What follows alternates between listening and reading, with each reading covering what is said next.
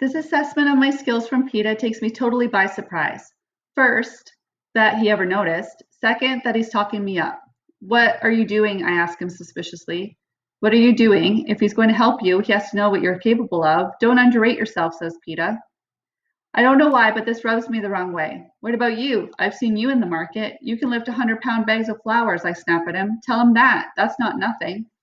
Yes, and I'm sure the arena will be full of bags of flour for me to chuck at people. It's not like being able to use a weapon. You know it isn't, he shoots back.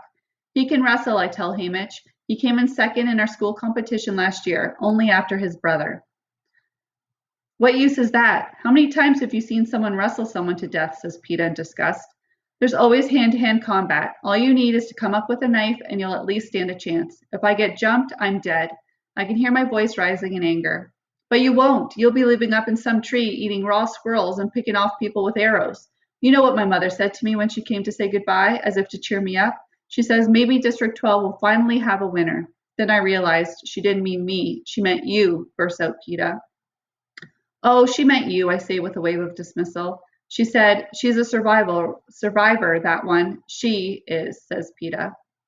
That pulls me up short. Did his mother really say that about me? Did she rate me over her son? I see the pain in PETA's eyes and know he isn't lying. Suddenly I'm behind the bakery and I can feel the chill of the rain running down my back, the hollowness in my belly. I sound 11 years old when I speak, but only because someone helped me.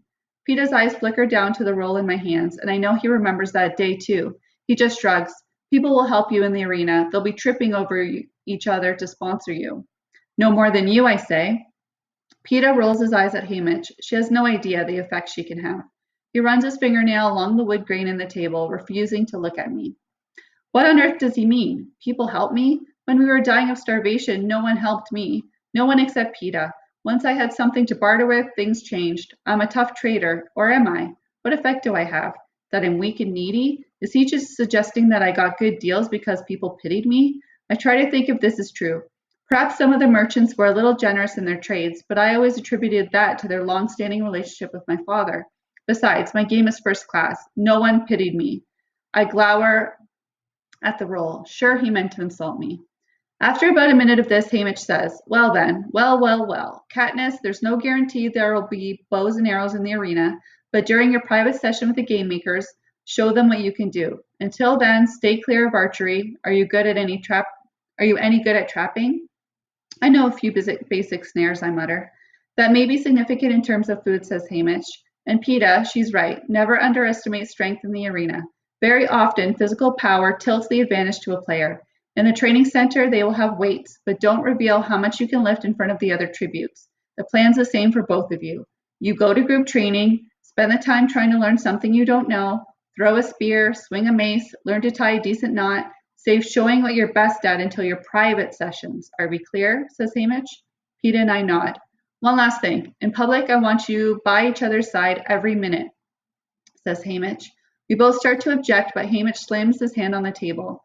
Every minute, it's not open for discussion. You agreed to do as I said. You will be together. You will appear amiable to each other. Now get out. Meet Effie at the elevator at 10 for training. I bite my lip and stalk back to my room, making sure PETA can hear the door slam. I sit on the bed, hating Hamish, hating PETA, hating myself for mentioning that day long ago in the rain. It's such a joke. PETA and I are going along, pretending to be friends, talking up each other's strengths, insisting the other take credit for their abilities, because in fact, at some point, we're going to have to knock it off and accept we're bitter adversaries, which I'd be prepared to do right now if it wasn't for Hamish's stupid instruction that we stick together in training. It's my own fault, I guess, for telling him he didn't have to coach us separately, but that didn't mean I wanted to do everything with PETA, who, by the way, clearly doesn't want to be partnering up with me either. I hear PETA's voice in my head. She has no idea the effect she can have. Obviously meant to demean me, right? But a tiny part of me wonders if this was a compliment, that he meant I was appealing in some way. It's weird how much he's noticed me, like the attention he's paid to my hunting.